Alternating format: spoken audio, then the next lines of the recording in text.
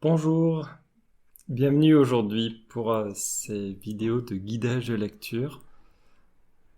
Je continue donc cette exploration du livre de Seth, qui s'appelle Seth Part, le premier livre de Seth.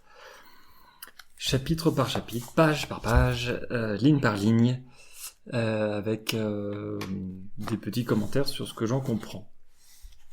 Nous sommes arrivés page 136 aujourd'hui, donc dans le chapitre 7. Et Seth est en train de nous parler de nos moines multiples, les vies réincarnationnelles, les mois probables, les mois parallèles. J'en avais parlé dans la dernière séance. Il comparait notre courant de conscience à un grand courant d'un fleuve, en disant que finalement ce que vivait notre entité globale, donc notre moi profond, était l'ensemble du fleuve, le courant global du fleuve, et que nous c'était un tout petit courant sur le côté, tout petit, ce que nous percevions à notre échelle de personnalité. Et nous étions arrivés à la fin d'un paragraphe, donc j'enchaîne directement. Le bas de la page 136, il est pour eux 21h35. Et il continue en disant « Vous êtes aussi activement et intensément impliqués dans ces réalités », donc il parle des différentes réalités dont je viens de vous rappeler l'existence, que vous l'êtes dans celle qui reçoit toute votre attention. Nous focalisons uniquement notre attention sur ce qu'on est en train de vivre, notre personnalité propre, mais finalement, il dit que nous sommes activement et intensément impliqués dans toutes les autres réalités. Tous nos moi parallèles, probables, toutes nos vies réincarnationnelles, notre entité est présente partout. Veuillez m'excuser. Et elle a donc cette conscience, c'est pour dire en fait notre vie n'a pas plus d'importance que les autres. En fait, c'est ça que c'est en train de nous dire. Notre vie est une vie parmi d'autres vies sur lesquelles notre entité globale porte son attention. C'est ce que nous appelons notre âme, notre entité globale.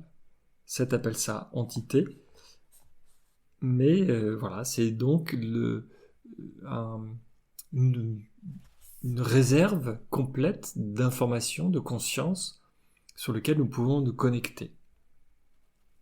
Or, continue-t-il, comme vous êtes, en général, concernés surtout par votre corps et par votre moi physique, vous accordez toute votre attention au courant de conscience qui semble s'y rapporter.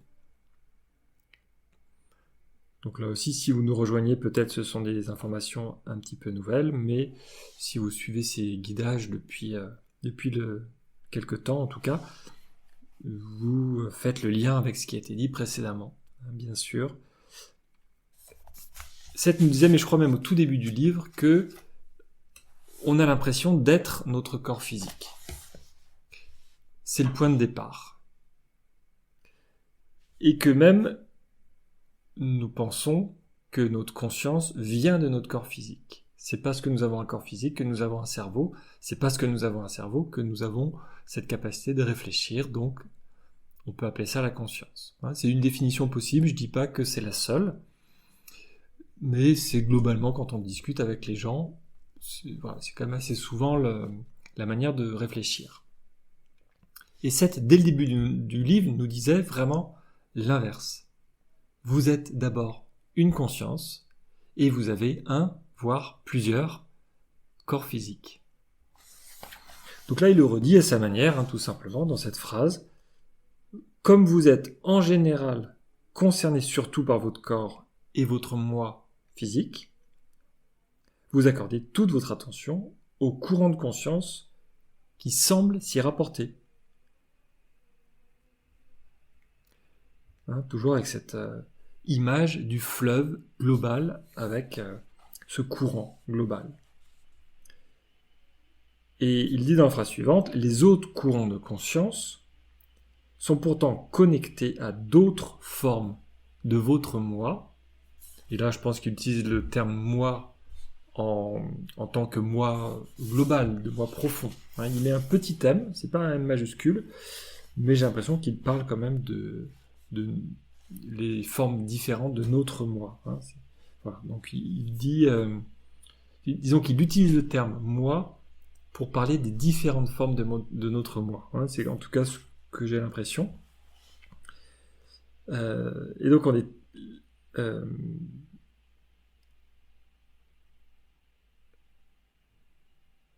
les autres courants de conscience sont pourtant connectés à d'autres formes de votre moi que vous ne percevez pas. Oui, c'est ça. Oui. Voilà. Nous ne percevons pas les autres formes de notre moi. Mais pourtant, il disait, c'était la page précédente, qu'il y avait un lien, une relation de sympathie entre ces différents moi. Hein. Donc, il y a bien une relation. C'est-à-dire qu'à un certain niveau de conscience,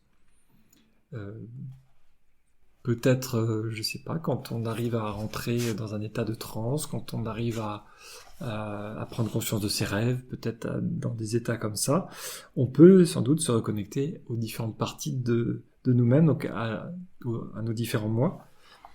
Mais en tout cas, nous sommes connectés malgré tout, hein, en permanence à ces autres moi, mais on ne les perçoit pas quand même au quotidien. Le corps, en d'autres termes, est seulement, continue-t-il, une manifestation particulière de ce que vous êtes dans une réalité particulière. Voilà, une nouvelle manière pour Seth de rappeler ce qu'il introduisait dès le départ et ce qu'il a expliqué de différentes manières. Le corps, en d'autres termes, est seulement une manifestation particulière de ce que vous êtes. Le corps n'est pas le point de départ. C'est une représentation, une image, une certaine image de ce que nous sommes. Et encore, plus particulièrement dans une réalité particulière. Dans ces autres réalités, vous avez d'autres formes. Donc la forme n'est pas ce qui est ce dont nous dépendons, finalement. Les formes sont des expressions de ce que nous sommes. Et comme nous sommes différents moi, nous avons différentes formes. Voilà. Donc simplement un paragraphe, je dis simplement entre guillemets, voilà, si vous êtes habitué avec ces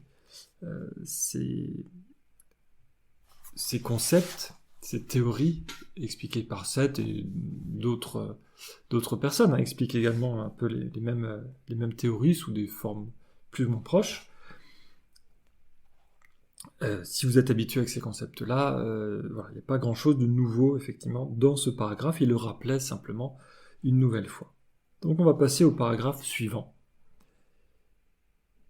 qui commence par « Vous n'êtes séparés de ces autres courants, et vous êtes entre guillemets ».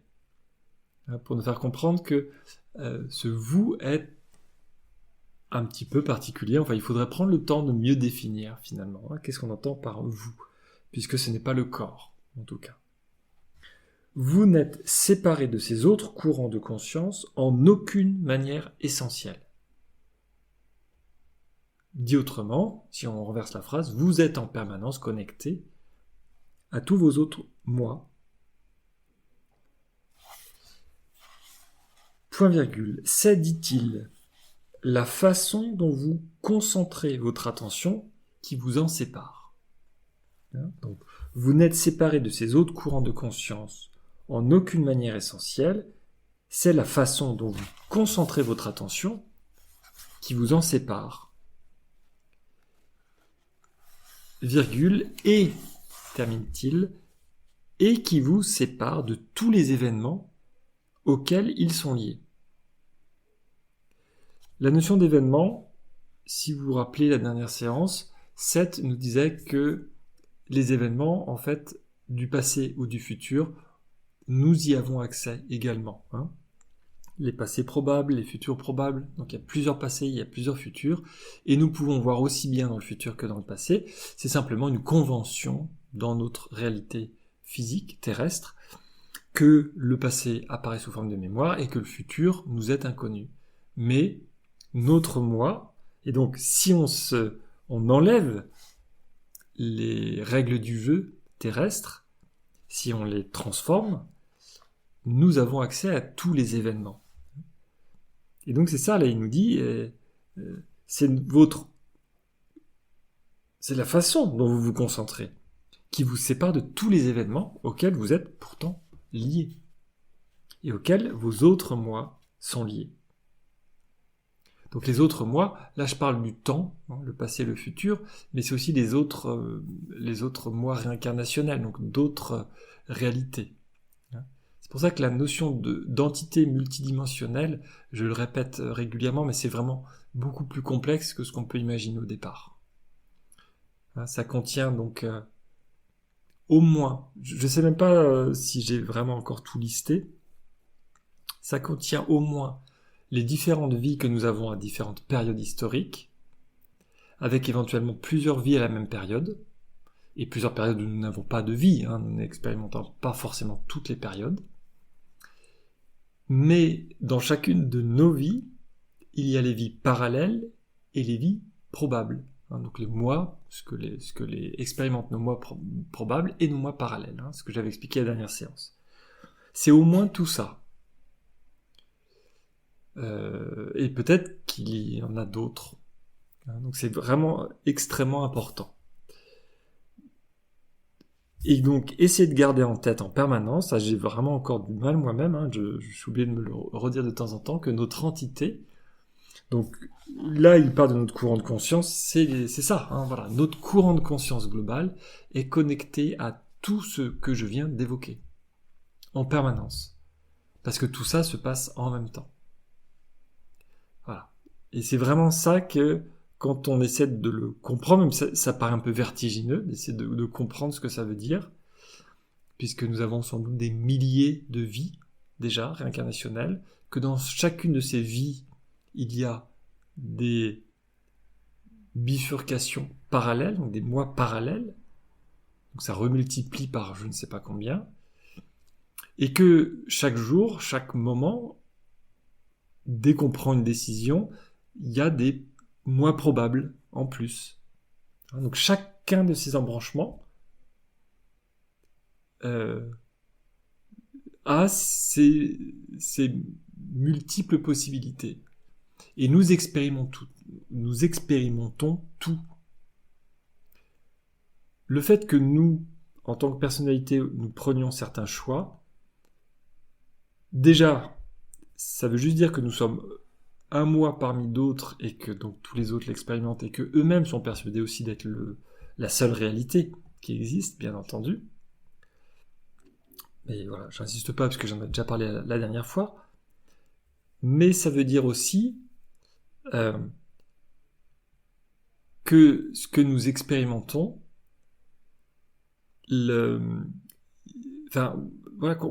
qu'on peut, oui, je dirais, on peut multiplier à chaque fois. Si on imagine, voilà, tout ce grand courant de conscience, c'est vraiment l'ensemble de ces réalités, l'ensemble de la réalité complexe, finalement, avec toutes ces différentes variantes, et que une expérience est peut-être simplement le choix, nous, qu'on va faire, on va dire, voilà, pour revenir à quelque chose un petit peu plus concret, notre vie que nous expérimentons, nous l'expérimentons aussi à partir de la connaissance des moi probables et des moi parallèles. C'est-à-dire, je sais pas, je vais choisir d'acheter une maison. Avant de faire cette action-là, il y a différents événements qu'on a mis en place. On recherche, on compare, on hésite entre une maison et un appartement, on hésite dans différentes régions, on hésite différentes maisons, on hésite. Voilà. Bon, à chaque fois qu'on hésite, j'ai l'impression qu'il y a donc des probables, des moi probables qui sont créés et qui vont aller jusqu'au bout de l'expérimentation. C'est-à-dire, j'hésite entre un appartement et une maison, il y a au moins un moi probable qui va expérimenter des appartements et d'autres, et moi par exemple, qui va expérimenter des maisons. Si j'hésite sur plusieurs maisons, chacune des maisons est testée. Et le moi que je pense être, enfin, ou le moi que je suis, va faire certains choix. Il va dire, bah non, je ne prends pas tel appartement, non, je ne vais pas dans telle maison, non, je ne vais pas dans tel endroit. Je préfère la maison avec un petit bout de jardin et une balançoire. Ou je préfère celui avec où il n'y a pas d'étage. Peu importe, c'est-à-dire je vais faire un choix qui me semble bien pour cette version-là, donc ce moi probable, mais je peux le faire peut-être en connaissance de cause, de manière inconsciente, parce que les autres moi probables ont testé d'autres réalités, et que je sais que moi, dans mon fonctionnement de moi probable, donc une variante parmi toutes les multiples probables, enfin moi en tout cas que j'expérimente, c'est ce qui me conviendrait le mieux dans cette réalité-là. Donc il y a quand même, c'est pour ça qu'il y a pour moi un dialogue qui se fait à un niveau inconscient, mais que Seth nous dit clairement qu'il se fait. C'est juste une manière de se concentrer qui fait qu'on en est séparé. Donc concentrer, c'est une action qu'on fait quand on est éveillé, c'est volontaire.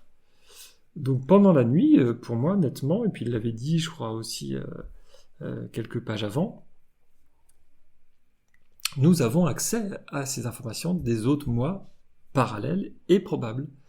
Donc les choix que nous faisons, que nous pensons faire consciemment dans la journée, sont sans doute le résultat d'expériences multiples, croisées, de toutes les possibilités qu'on ne fera pas.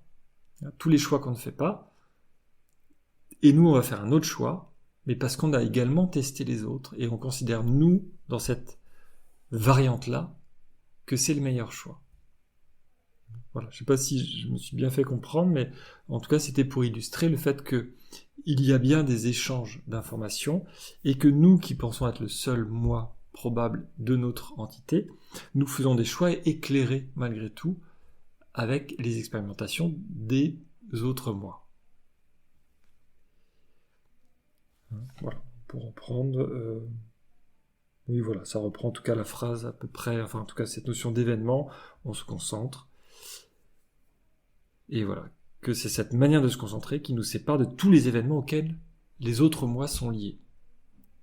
Mais nous y avons malgré tout accès. Vous n'êtes pas séparés de ces autres courants de conscience. Il poursuit dans la phrase suivante, en expliquant que cependant, si vous vous dites que votre courant de conscience est transparent,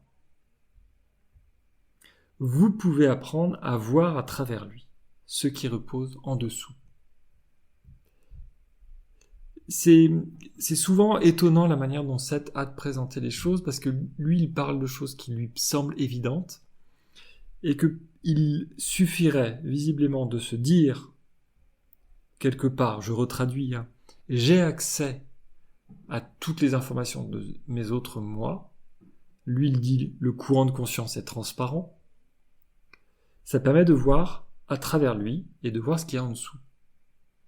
Donc le lien direct entre tous nos moi, au moins probables et parallèles, et voilà, tous nos autres moi, serait accessible.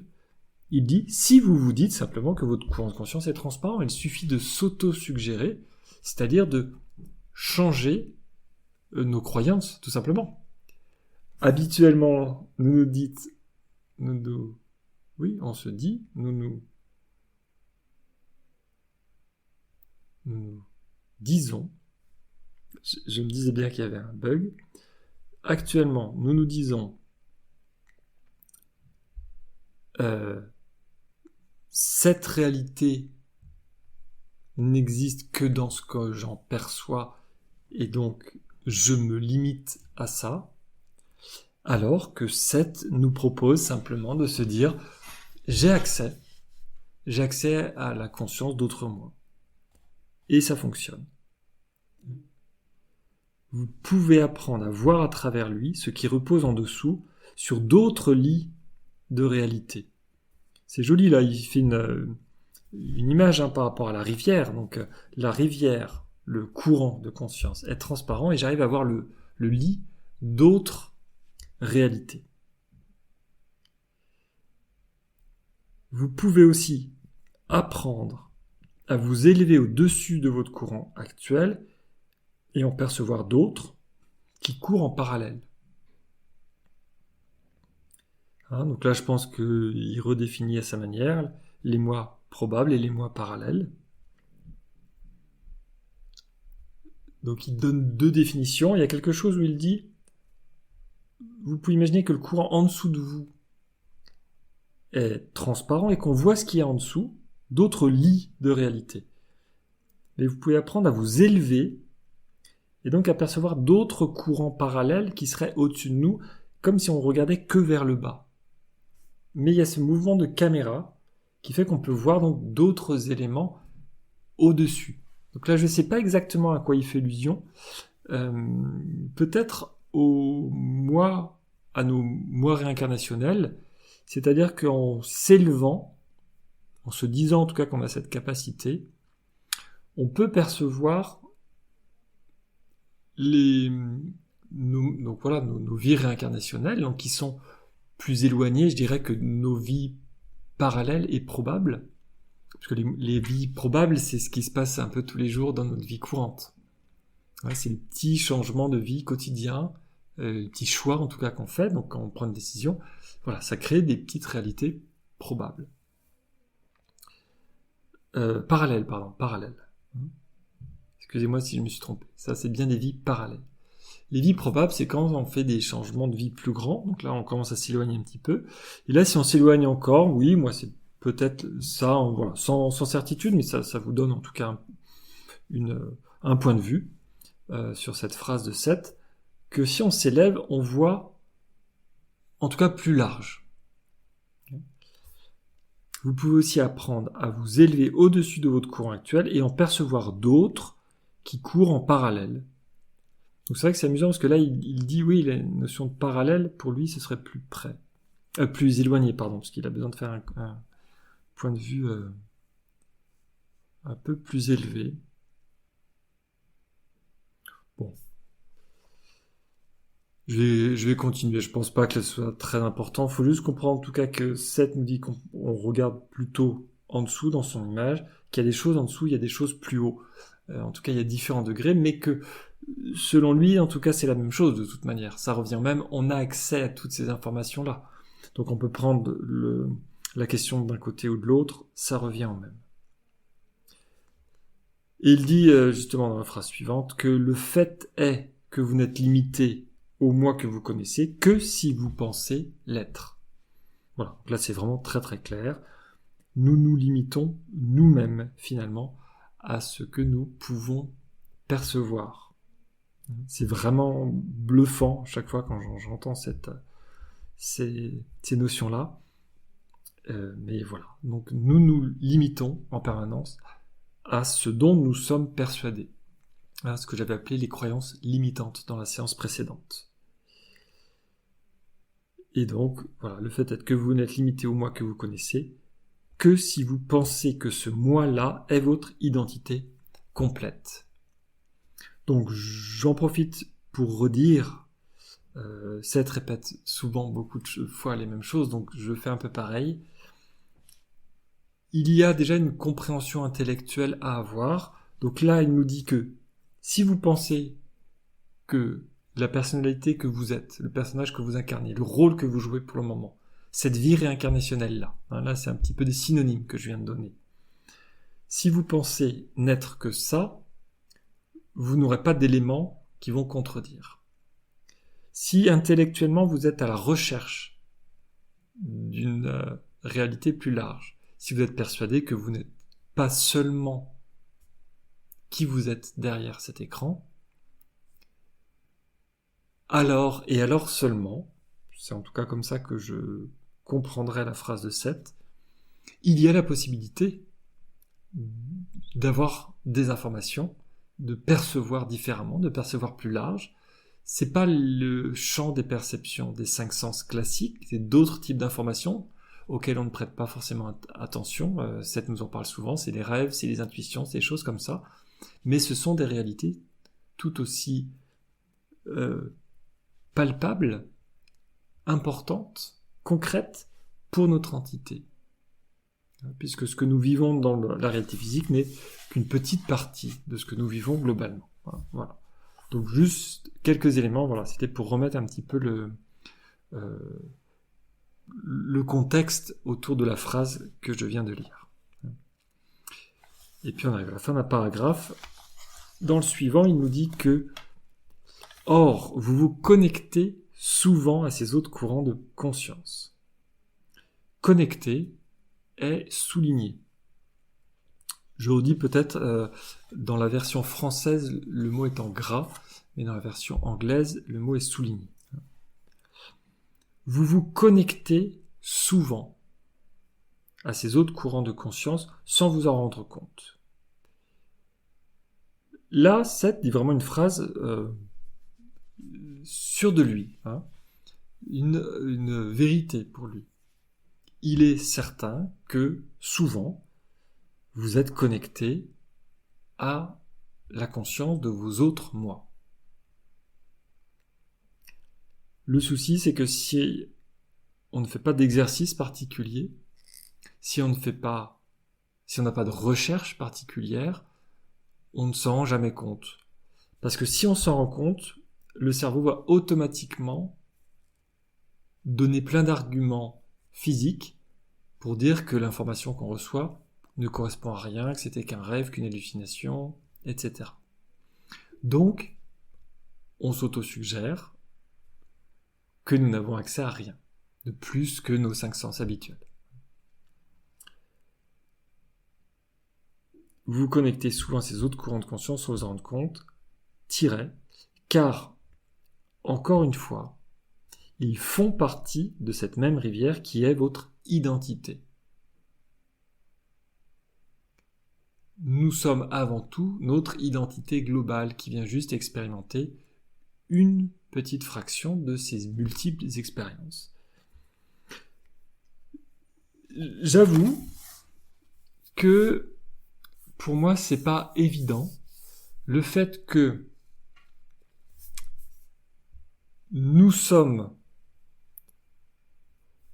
globalement une entité. Voilà, je suis moi, ce que Seth appelle entité ou identité. Pour moi, ce sont des synonymes. Mon identité globale, donc qui ne s'appelle pas Laurent, qui a un autre nom, comme Jen, Seth l'appelle Robert, c'est la même chose, c'est son nom d'entité globale. Et quand il l'appelle comme ça, il lui reconnaît des qualités masculines. D'ailleurs, c'est un prénom masculin. Et donc il dit, voilà, Robert a besoin d'une bière, Robert va fumer, mais il parle bien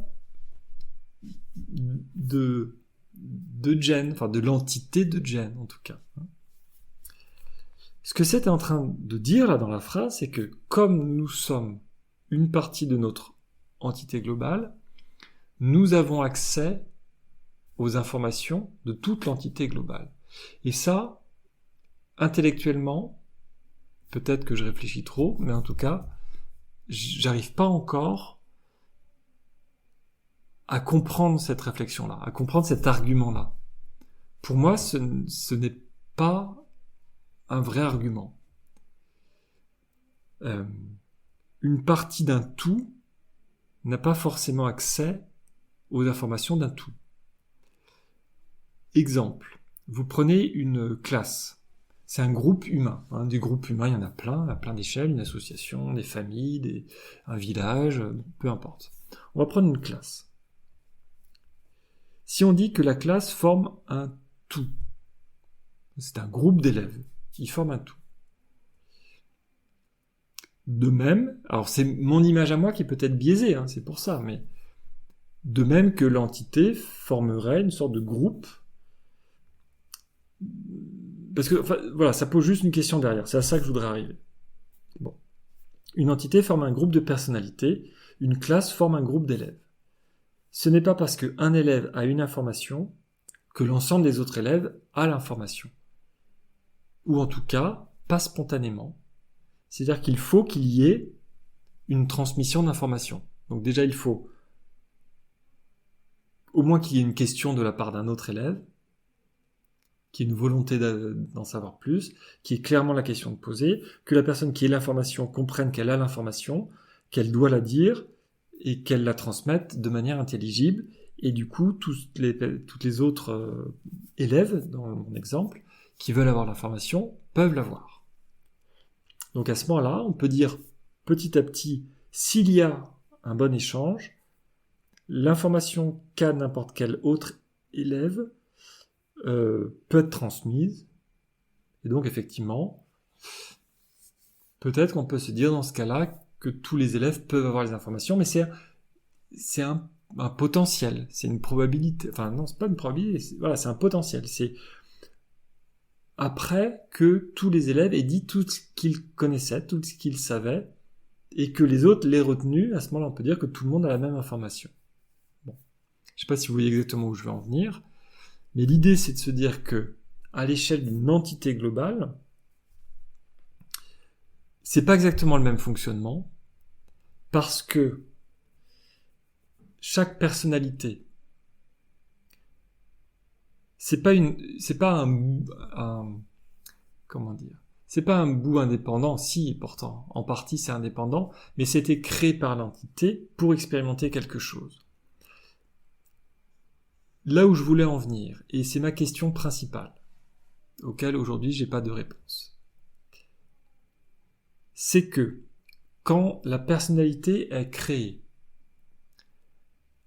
volontairement, tout en formulant la question, je suis en train de me dire que c'est peut-être juste une question de conscience ou pas. En tout cas, j'avais l'image que volontairement, l'entité réduit les connaissances de cette personnalité. En tout cas, le minimum, c'est que quand on est dans cette réalité physique, on oublie qu'on a une partie de nous qui n'est pas physique, on oublie que nous sommes déjà morts et revenus plein de fois, on oublie qu'on est une entité de manière globale hors physique, hors monde physique, on oublie qu'on est en train de jouer un rôle juste dans cette vie-là, avec seulement ce qu'on en connaît, etc. Voilà, on oublie plein de choses. La seule question vraiment que j'ai, c'est est-ce que cet oubli est conscient ou inconscient ? C'est-à-dire que si c'est uniquement conscient, ça veut dire que inconsciemment, on a effectivement accès à toutes les informations, mais à la rigueur, c'est ce que Seth nous dit. Donc c'est peut-être ça en fait. J'avais une question et peut-être que la réponse est simplement dans ces quelques lignes. Dit autrement, ce n'est que quand nous sommes éveillés et qu'on recherche à faire fonctionner que le cerveau, ce que je suis en train de faire pratiquement à 100% pour le moment, que nous n'avons que des réponses logiques et donc que nous ne sommes pas connectés à notre entité. Et que donc tout ce que notre entité connaît nous est inconnu. Quand nous sommes plus connectés, justement, tout ce que Seth essaie de nous faire faire, tous les exercices qu'il nous propose, nous reconnecter à notre moi interne, utiliser nos sens internes, écouter nos intuitions, développer notre créativité, être à l'écoute de nos rêves, etc., etc. Tous ces exercices qu'il nous propose, toutes ces intentions en permanence, c'est peut-être pour chercher à redévelopper tout simplement ce lien, et donc, à un moment donné, si on lit là ce qu'il est en train de nous dire, nous avons accès à tout. Mais c'est juste que je suis encore étonné, voilà, de cette phrase-là. Mais c'est peut-être ça. Donc, parce que nous sommes une partie de cette grande rivière qu'est notre courant de conscience, notre identité, disait Seth dans cette phrase, alors nous sommes reliés aux autres courants de pensée et nous avons accès au reste. Je vais vous relire juste ce paragraphe, il n'y a que 2 phrases. C'est ça qui m'a amené cette réflexion. Or, vous vous connectez souvent à ces autres courants de conscience sans vous en rendre compte, car, encore une fois, ils font partie de cette même rivière qui est votre identité, ils sont donc tous reliés entre eux. La rivière est le point commun, et chaque mois, excusez-moi, chaque moi est un fragment de la rivière globale, mais en tant que fragment a accès à l'ensemble des informations de la rivière. Donc l'exemple de la classe que je donnais est faux quelque part, puisque ce serait l'inverse. C'est-à-dire que l'exemple d'une classe, ce sont des personnes complètement distinctes qui s'assemblent pour former un groupe. Le groupe a peut-être sa conscience, mais il faut en tout cas que ça se forme. L'idée d'une entité et de personnalité, c'est l'inverse. C'est quelque chose qui vient de l'intérieur et qui grandit. Et en disant cette phrase-là, je suis en train de me rappeler que très régulièrement, Seth dit que toute conscience vient de l'intérieur et que c'est un mouvement d'expansion vers l'extérieur. Et que peut-être c'est ça juste en fait la réponse.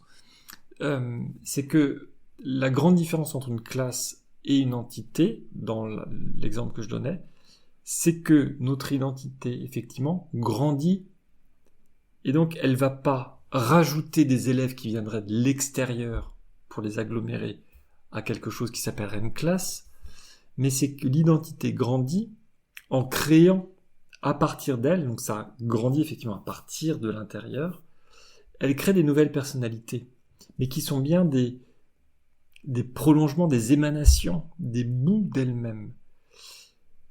Et qu'après, chacun continue à faire son trajet, son parcours, son expérimentation.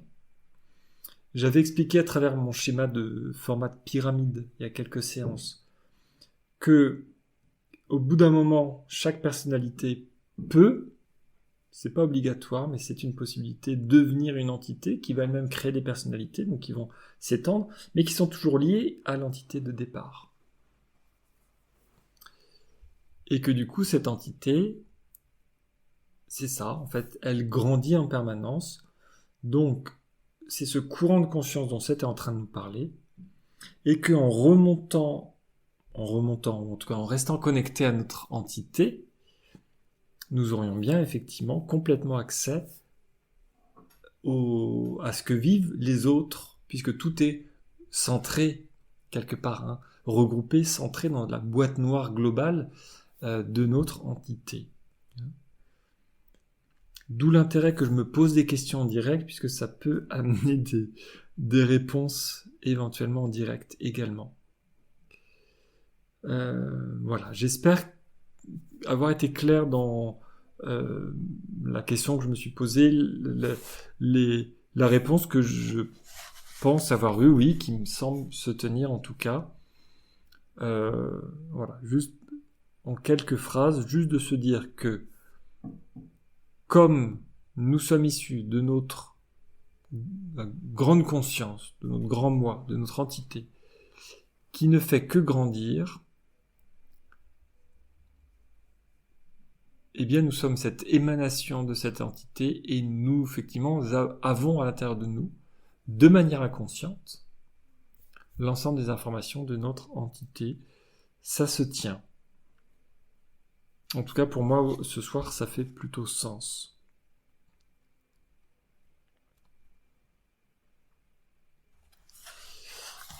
Je vais continuer encore un petit peu avant de faire la pause. On change de paragraphe. Et il continue en disant « Tout travail créatif vous engage dans un processus de coopération qui vous apprend à puiser dans ces autres courants de conscience. » La phrase n'est pas terminée, mais je vais déjà dire un petit mot par rapport à ça, puisque on revient sur ce que j'ai dit il y a quelques minutes, tout travail créatif. Voilà. Donc Seth nous invite vraiment régulièrement. Une des clés en tout cas de cette prise de conscience, de connexion en tout cas à notre entité globale, c'est d'utiliser le plus possible notre côté intuitif. Et pour ça, utilisons notre créativité. Tout travail créatif, nous dit Seth, nous fait rentrer, nous engage dans une coopération. Un travail spécifique de coopération, et je reprends pour ça l'exemple toujours le même du film que je cite maintenant régulièrement, Everything, Everywhere, All at Once, puisque c'est vraiment ça, hein, l'image, c'est-à-dire que j'ai besoin, là tout de suite, de telles compétences, et ben je vais les chercher dans une autre vie. Et ça peut être une manière de comprendre, en tout cas, cette phrase de Seth, hein, un processus de coopération. Dès qu'en fait, le côté créatif, quelque part, là je dis peut-être une bêtise, mais en tout cas c'est un peu l'image que j'ai comme ça, c'est qu'en fait on ne va rien créer, on ne va rien inventer de nouveau. On va juste aller chercher dans une autre expérience qu'on a eue, une vie réincarnationnelle, un moi probable, un moi parallèle, au moins ça, il y a peut-être d'autres moi autres qui existent. Donc on ne va pas complètement inventer quelque chose de nouveau, on va en tout cas, dans la situation qui nous intéresse, aller chercher quelque chose qu'on a déjà fait dans une autre expérience. C'est en tout cas ce à quoi ça me fait penser quand il nous dit que, voilà, un travail créatif, finalement, c'est un processus de coopération qui vous apprend à puiser. Donc puiser, c'est bien d'aller chercher, donc c'est dans les autres consciences, il y a une information dont on a besoin à un moment donné, et on va simplement aller la chercher. Virgule, il continue donc il vous apprend à puiser dans ces autres courants de conscience, à y trouver une perception beaucoup plus vaste. Et vous savez le lien que faisait Seth entre la perception et l'âme, et pour moi c'est l'ordre de l'action, c'est l'ordre de la créativité. Puisque dès qu'on perçoit, en fait, le fait de percevoir, Seth nous dit régulièrement que c'est l'effet inverse de ce qu'on pense. C'est pas l'image de quelque chose qui vient vers nous, mais c'est que nous créons ce que nous percevons. Ça paraît toujours étrange de le dire, mais en tout cas, c'est comme ça que Seth le présente. Et donc, c'est un acte créateur. De créer quelque chose, je vais chercher dans mes autres personnalités et bien finalement pour créer, donc c'est cette perception qui vient de moi pour créer quelque chose de nouveau. Alors de nouveau que je crois être nouveau, en tout cas consciemment dans ma vie, mais en fait c'est peut-être juste une reproduction de quelque chose qui existe déjà dans une autre réalité.